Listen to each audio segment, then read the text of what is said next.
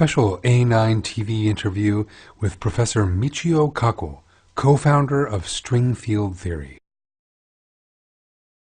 Michio Kaku, the famous scientist of Japanese ancestry, is a theoretical physicist born in the United States of America. One of the most prominent physicists of recent times, Professor Kaku has written many books and has appeared in countless radio and television programs. Michio Kaku is known for his contribution to the popularization of science and has researched such subjects as black holes and the expansion of the universe.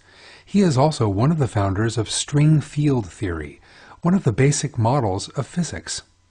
Let's ask a question about the dreams. So the dream world and the real world. Right. How do we feel the hardness, see the colors, feel the temperature of matter in our dreams, although they don't exist? And what is the difference with this so-called real life? Using brain scans, we see what the person is doing when they dream. When you are awake, your occipital lobe back here responds to visual stimuli from the eyeball. When you dream, that same area of the brain lights up. So the brain is creating fictional images in the occipital lobe back here. Okay. Can you be sure that there is matter outside of our brain? For example, I touch this microphone. Okay, how can I be sure that there is a microphone outside of my brain? Because I touch it, I see it, I hear it, everything in my brain with signals, electric signals. There is a philosophy called solipsism.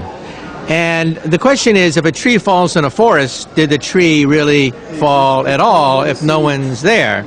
So the solipsist would say that the world is a dream, that we exist in a dream, and that we don't know whether things really fall or not. Now we have the quantum theory, which is even more bizarre than solipsism. The quantum theory says that before you look at a tree, the tree can be upright, fallen, toothpicks, burnt, a house, or anything you want. When you look at it, it turns into a tree. In quantum theory, the Bohr interpretation says that the process of observing something determines its existence, which is worse than solipsism. So then the question is, Schrödinger's cat. Schrödinger's cat is one of the deepest of all paradoxes in all of science. If I put a cat in a box, is the cat dead or alive? In quantum mechanics, we take the wave function of a dead cat and then we add it to the wave function of a live cat.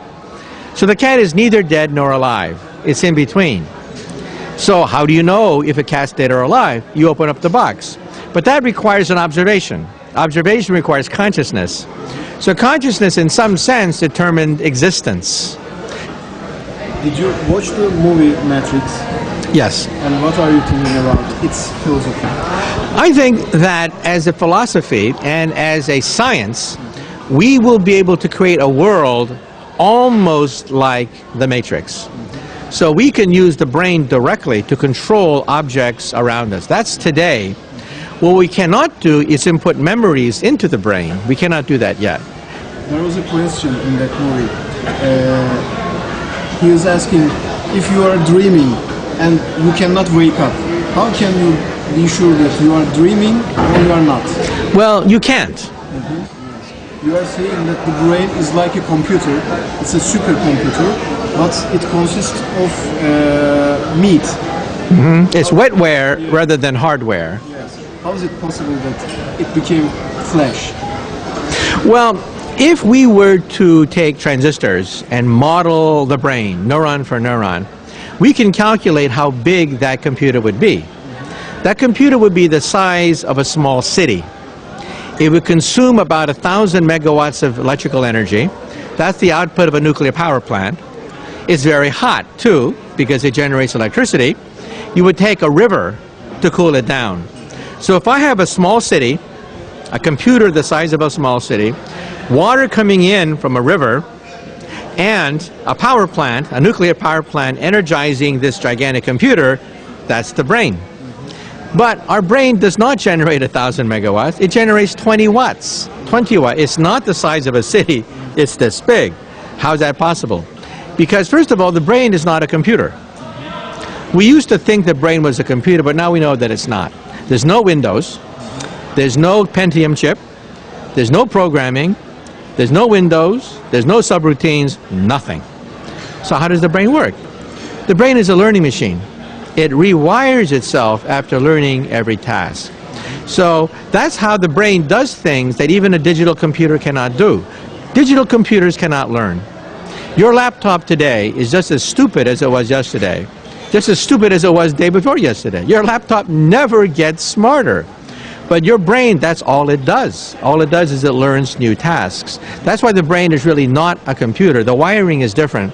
And that's why it takes a city, a computer the size of a city, to act like a brain. Okay, thank you for your time. Okay? Thank you very much. Great. Is there